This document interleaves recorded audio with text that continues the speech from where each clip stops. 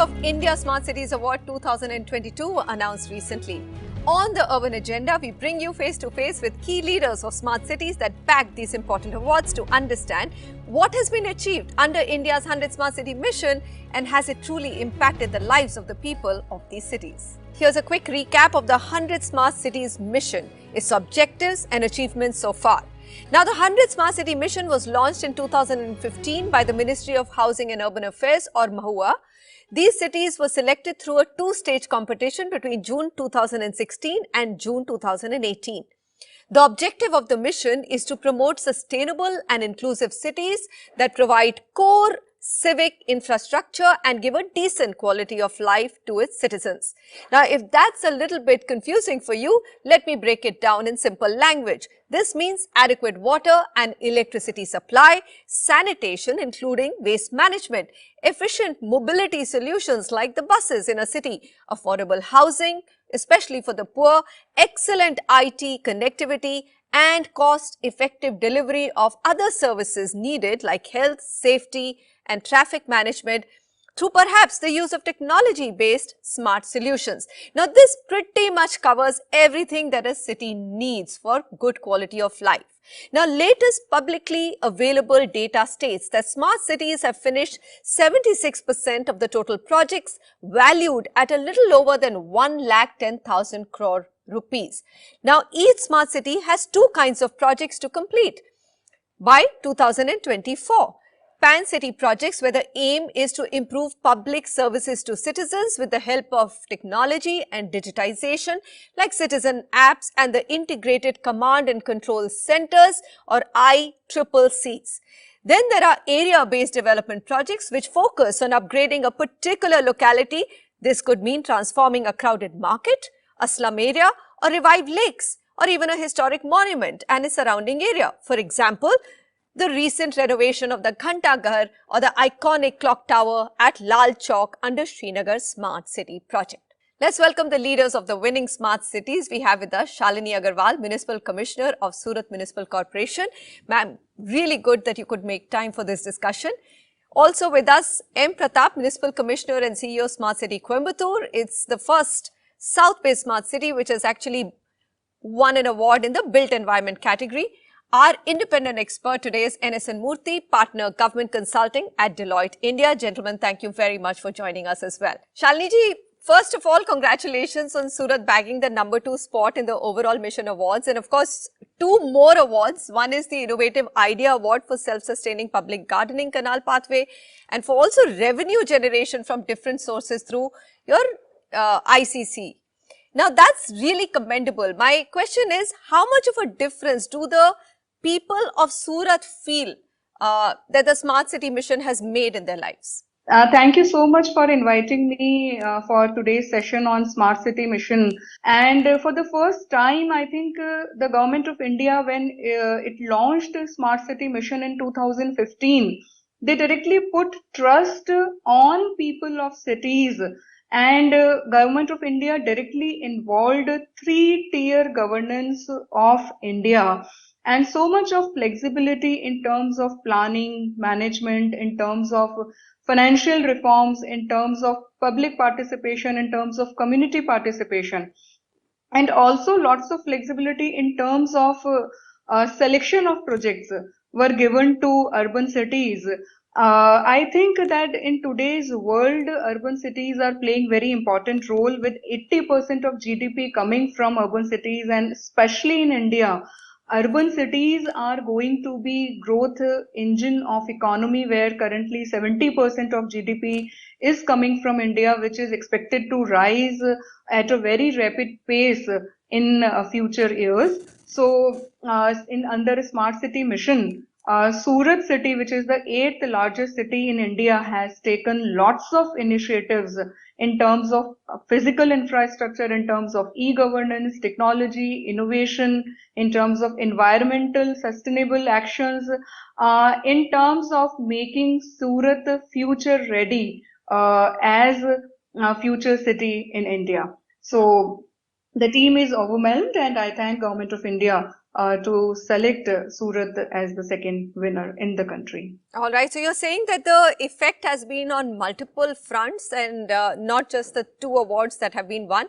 Mr. Pratap, Coimbatore, now that's making headlines for some time now for its lake rejuvenation and road remodeling project. And you're also the first city in the south of India to have secured the prize under built environment category. So congratulations to you.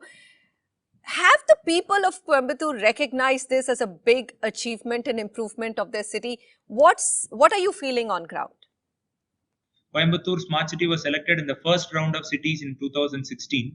So we want to do something different from cities, and we don't want to involve in projects which were always doable under general things. So since Smart City is a special mission, we want to do something special for the city which will be having a huge impact on the people.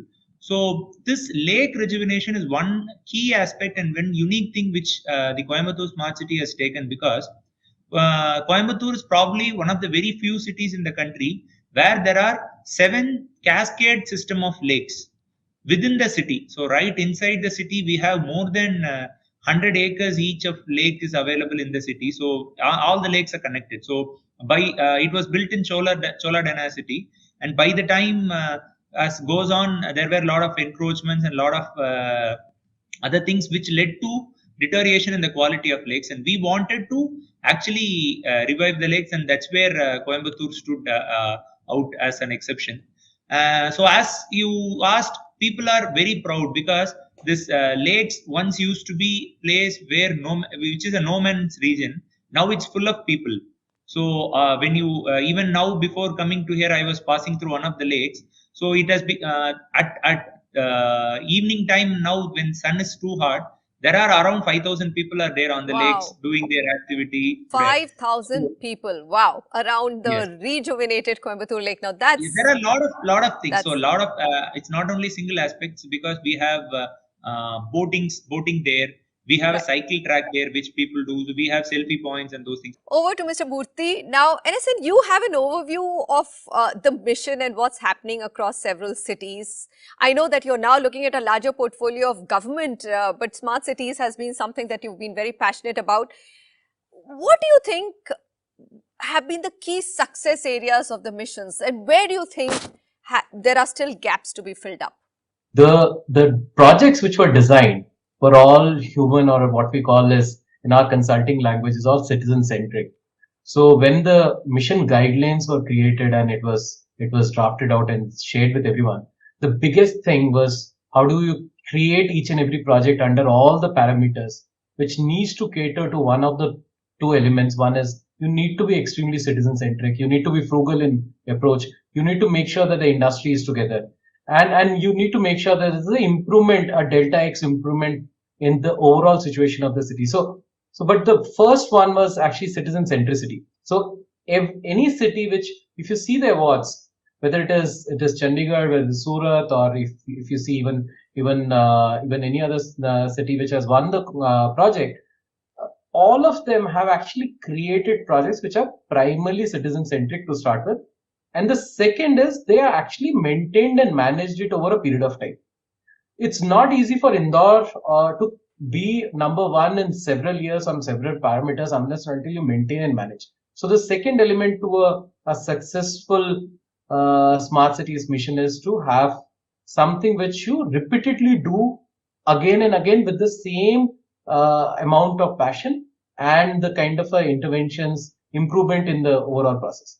And the finally is, I think, involvement of the private sector. Most of the cities which have won awards, they had a very healthy private sector engagement from the beginning. Industry consultation, meeting them, running the workshops, going into and having a outreach of the commissioners with the industry. Those are actually the features and phenomena. So that's a part 1, the success factors of that. Let me stop you there, NSN. We'll come back to the what's left behind a little bit later, because right now let's stay with the positives of the smart city mission. Shalini ji, very important points put forth by Mr. Murty. People also say that the reason that another reason why some cities have done better than the other cities is simply because of that wonderful SPV structure and having, a structure where the role and responsibility is very clearly defined and every other agency of the city comes together to work towards a project. Is it the governance structure which has made these successes possible? Yes, I think that in a smart city mission, first time the flexibility was given to the cities that you design your projects in accordance with consultation with people, with other departments, and with the stakeholders. And secondly, you also converge the projects from different schemes of central government and state government, and also from your own funds. And thirdly, for the implementation and maintenance of these projects involve private sectors. And fourthly, Smart City Mission pushed cities and encouraged the cities to promote municipal financing in an innovative way. So take funds from multilateral agencies like World Bank, IFC, and converge them, or they promoted first time borrowings in big way. Also, they promoted municipal bonds. So lots of innovations were promoted in smart city missions. And for that, the SPV under smart city mission was created, and dedicated funds from central government and state government and from corporations. They were deployed in those SPVs. Again, for creation of SPVs, lots of flexibility was given to the corporations. So every Right. city has got its own need and its own aspirations, and as per their aspirations, these smart city mission SPV were created. I must say that one USP of smart city mission was promotion of technology and innovation, so that more outcomes can be achieved from less resources. And you must be observing that in 100 cities, integrated command and control center was the first prerequisite to get these funds. And integrated command and control centers over a period of time have become center of governance, center of monitoring, center of implementation, supervision, even in disaster management and even in COVID preparedness, in COVID times, flood times, cyclone times. Integrated Command and Control Center has become one of the backbone of governance in urban cities. Okay. All right. Quick question to you before we get into what can be done more. Mr. Pratap, this question is for you. What's next? I mean, your timeline of completing all your mission projects for Coimbatore by 2024 stands, and what's the next big thing we'll hear from Coimbatore? The one thing which we wanted to do is we wanted to maintain it, and then the second is create a big water path, so that from first lake, if you can travel by boat to the last lake. So this is the next big thing which Coimbatore Smart City envisages. Stay with us as we carry the discussion forward and focus on, is the smart city concept misunderstood? Why does it come under frequent attacks by urban planners and environmentalists every time a city is under threat of a flood or any other disaster?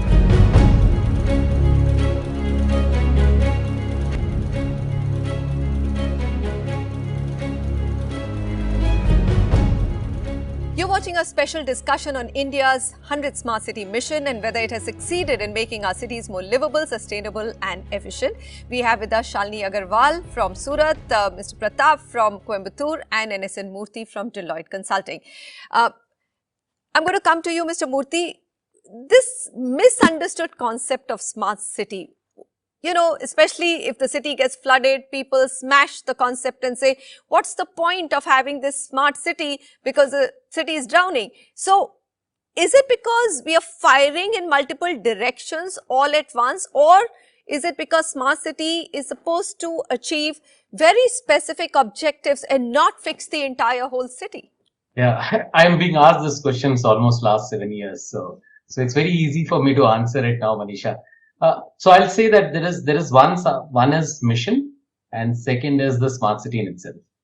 The mission is very focused on achieving few objectives which were written as a smart city blueprint by the respective cities. So they picked up They created a set of projects which they need to deliver within that set time frame. And this doesn't really mean that the whole city will be smart. Smart city mission is not something which is making a city smart. It's making a part of the city smart and creating a lighthouse effect for the rest of the parts. Because what the citizens are looking at is a part of the smart city project which was delivered. For example, a kind of a road delivered.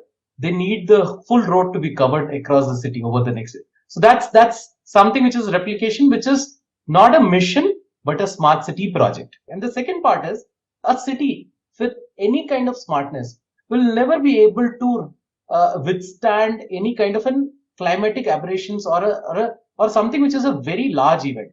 But if you see over a period of time and during the lockdown or COVID, most of the smart city command centers repurposed themselves as the war rooms, and they provided excellent support. And that was something incredible that was done. So the infrastructure was always that was reutilized for doing this thing. So it's for a specific event during a timeline which is unknown for someone. It's very difficult for any city of any kind of a smartness to withstand that. But if it is a longer duration, these infrastructure projects investment should actually yield did it results. come in use. All right. Shalini ji, I have another question for you.